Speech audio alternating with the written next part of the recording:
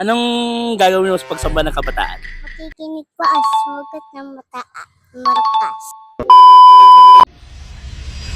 What's up guys? For today's video nga, special ang araw na ito dahil pagsambang pasasalamat ng Iglesia ni Cristo sa pagsamba ng kabataan. Kaya dito yung anak ko, hatid ko ngayon sa pagsamba dahil magpapasalamat na siya. Yan na! Ready ka na ba?